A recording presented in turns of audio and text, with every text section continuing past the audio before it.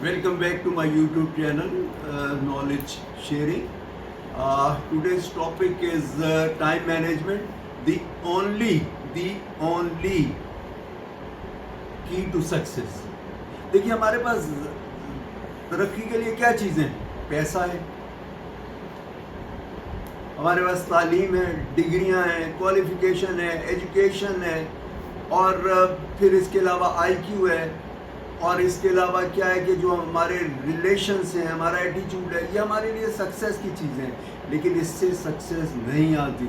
मैं आपको बताऊं, रिलेशंस के लिए हम ये सोचते हैं कि हमारा कोई बहुत अच्छा कोई बंदा होगा तो वो हमें एक सपोर्ट दे के हमारा बिजनेस खुलवा तो देगा, लेकिन चलाना आपके बस के अंदर होगा तो चलेगा, नहीं तो नहीं चलेगा। पाकिस्तान के एक सदर थे, उस वक्त वो सिटिंग प्रेसिडेंट थे पाकिस्तान के। उनके बेटे ने कराची साइट के अंदर एक फैक्ट्री लगाई थी सॉफ्ट ड्रिंक की, ठीक। और उनका पार्टनर कौन था? उनका पार्टनर था एक फौजी, ठीक। और उस ज़माने में बाद में फिर माशाअल्लाह भी लग गया, तो उनकी ताकत का आप अंदाज़ा कर लो। उनको बहुत सारी फैसिलिटीज़ मिल गई, हर अदारे से उनको बहुत सारी फैसिलिटीज़ मिल गई, लेकिन उनसे वो प्रोजेक्ट नहीं चल सका। तो इसलिए आप ये खाम ख्याली निकाल लीजिए कि दौलत से चल जाएगा, तालीम से चल जाएगा, नहीं। जिन्होंने भी सक्सेस हासिल की है, आप अपने अराउंड देख लीजिए, आप लोकल लोगों को देख लीजिए या आप बाहर के लोगों को देख लीजिए, जिसने भी की है उसने सिर्फ टाइम मैनेजमेंट और टाइमली डिसीजन मेकिंग, ये दोनों चीज़ें इंटरलिंक है और दोनों चीज़ें इंपॉर्टेंट है। देखिए, हम में से हर एक को हफ्ते के अंदर 168 आवर्स मिले, आपको भी मिले, मुझे भी मिले, ठीक है। बिल गेट्स को भी इतने ही मिले थे ना। और इसके अलावा जो है जेफ बेजोस को भी उतने ही मिले।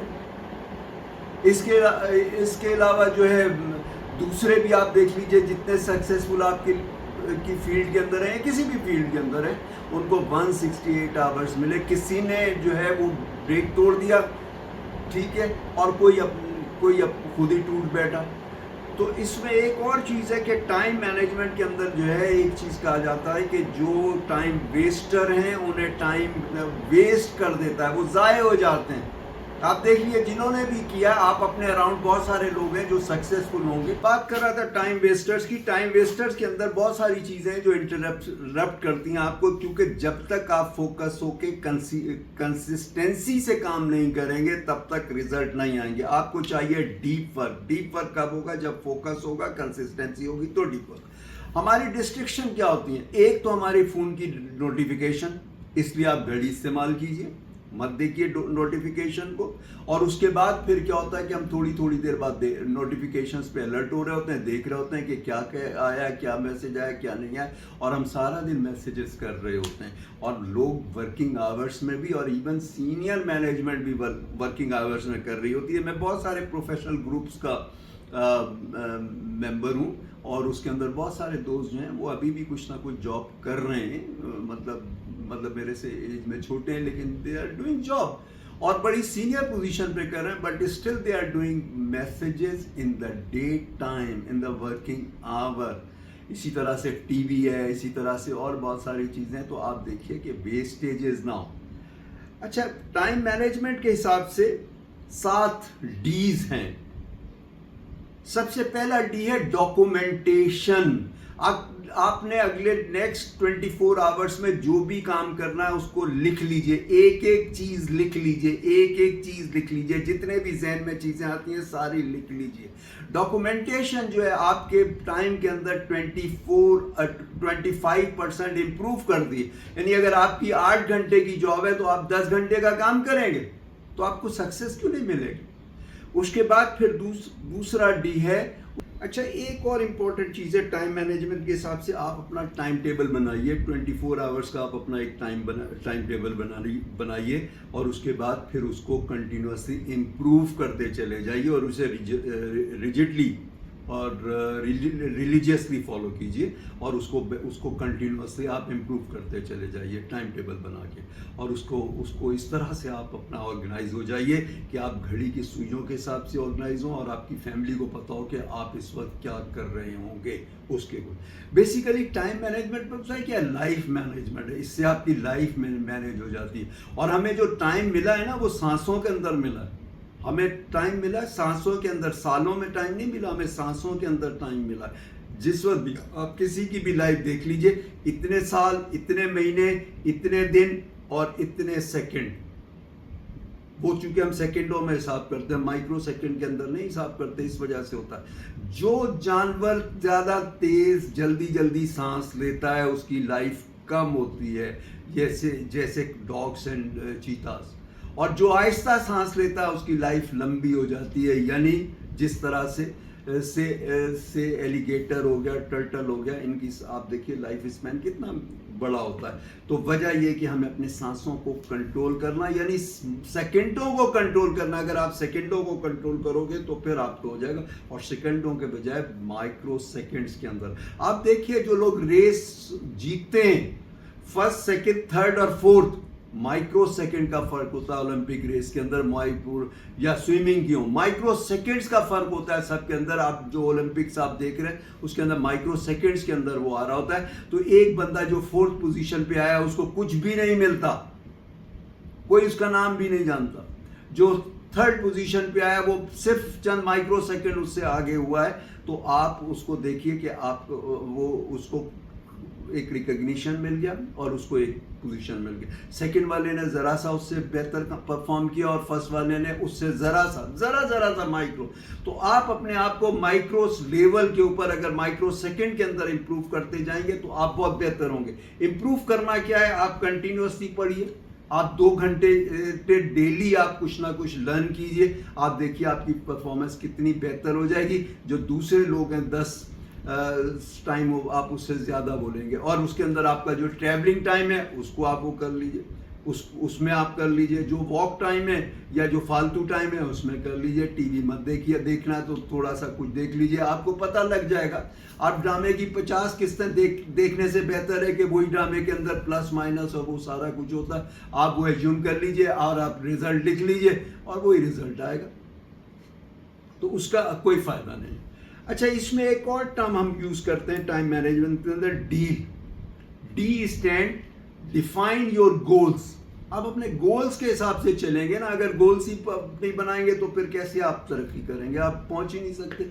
अगर गोल पोस्ट नहीं होगी तो गोल कैसे बनेगा, तो वो सक्सेस ही नहीं होगी, आप कुछ अचीव ही नहीं कर पाएंगे। उसके बाद फिर आप आ जाइए, उसके बाद ई क्या है, एलिमिनेट अननेसेसरी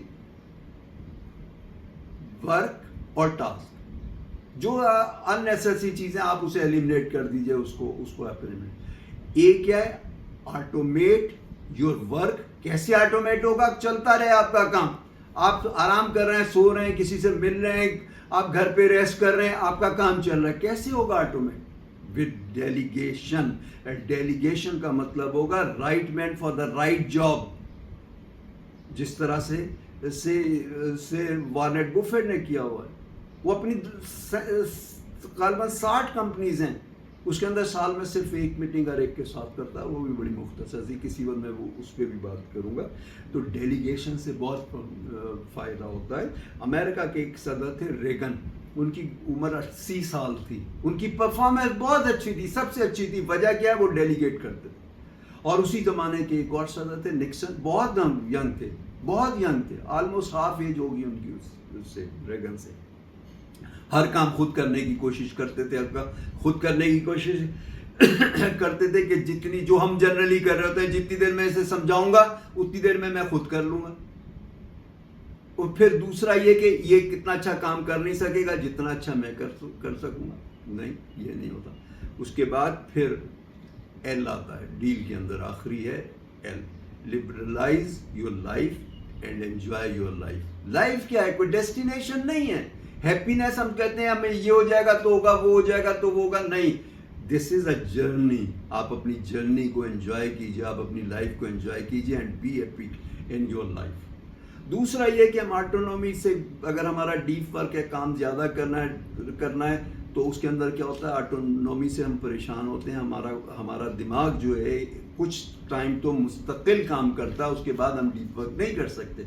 इसके लिए कहा जाता है कि अगर आपको डीप वर्क कर रहे हैं तो 25 मिनट आप काम कीजिए, 5 मिनट का आप जो है उसके अंदर गैप लीजिए और आप अपने आप को रिलैक्स कीजिए, एक राउंड लगाइए। जब हम ट्रेनिंग के अंदर भी मैं क्या करता हूँ कि उसके अंदर कुछ ना कुछ जो गैप्स आते हैं IT और लंच वगैरह के, तो मैं कहता हूँ आप अपने टेबल से, अपनी चेयर से आप उठिए, एक राउंड लीजिए और अलग जाके उनके लिए रिफ्रेशमेंट का बंदोबस्त करता हूँ, क्योंकि दिमाग फ्रेश एयर ले लेता है और वो बेहतर हो जाता है। तो इस वजह से जो है हमें अपने आप को बेहतर करने की ज़रूरत है। तो 5 मिनट का आप गैप लीजिए। इसी तरह से दिन में जब आप काम कर रहे हैं तो एक कैट नैप लीजिए। आप अपने आप को जो 4 घंटे, जैसे हम गाड़ी को रेस्ट देते हैं तो उसके अंदर क्या होता है कि हम गाड़ी के रेस्ट के लिए अगर लॉन्ग रूट पे जा रहे हैं तो 4 घंटे के बाद हम एक रेस्ट दे रहे होते हैं ना, अपने आप को भी दे रहे होते हैं, चाय पानी मुँह हाथ धोना, और गाड़ी को रेस्ट मिल रहा होता है, तो गाड़ी को रेस्ट देना होता है। तो आप 4 घंटे के बाद जब आपका लंच टाइम आए तो आप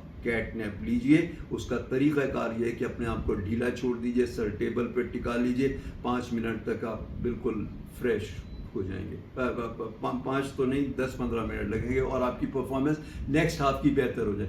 दूसरी बात यह कि नेक्स्ट हाफ के अंदर जो है ना हमें थोड़ी सी नींद आती है, उस वक्त जो है आप कुछ लिखने पढ़ने का काम कर लीजिए, आप उस लोगों से मिलने का काम कर लीजिए, तो आपकी 1-8 घंटे में नींद उड़ जाएगी, तो वो आपका टाइम वैल्यू एडेड हो जाएगा, उसके अंदर भी आपको बेहतरी हो जाएगी। एक और जो मैंने आपको ये एग्जांपल दी है गाड़ी के रेस्ट की, तो उसके अंदर आप देख लीजिए कि गाड़ी की परफॉर्मेंस कब अच्छी होती है, जब वो कूल होती है। गर्म इंजन परफॉर्मेंस अच्छी नहीं देता, तो गाड़ी जब कूल होती है तो वो अच्छी परफॉर्मेंस देती है। और उसके लिए हमें क्या करना है कि हमें अपने आप को कूल रखना है, मेडिटेशन से कूल रखें, सुकून से कूल रखें, और ये देखें कि मसला तो आना ही आना है, रेड सिग्नल तो आना ही आना है ना, तो आप किसी चीज़ पे रिएक्ट ना करें।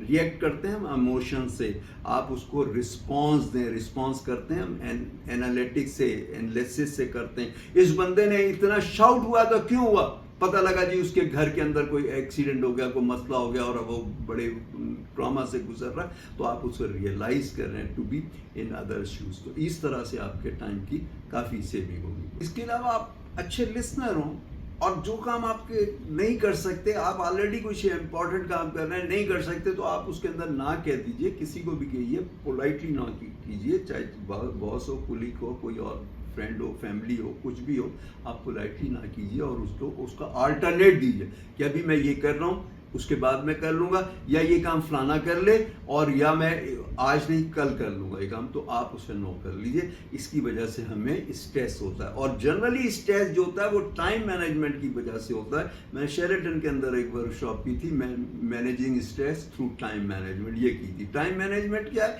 अगर आप प्रॉपर कर लेते तो आपको टेंशन नहीं होती, आपको स्ट्रेस नहीं होता, और अगर आप प्रॉपर नहीं करते तो वो हो जाता। तो और बहुत सारी बातें हैं टाइम मैनेजमेंट के हिसाब से। मैं इंशाल्लाह एक आध वीलॉग कुछ गैप के बाद फिर भी इंशाल्लाह इस पे बना लूँगा। तो आज के लिए हम मेरा ख्याल इतना ही रखते हैं, तो इंशाल्लाह आपसे नेक्स्ट वीलॉग में मुलाकात होती है। अल्लाह हाफ़िज़।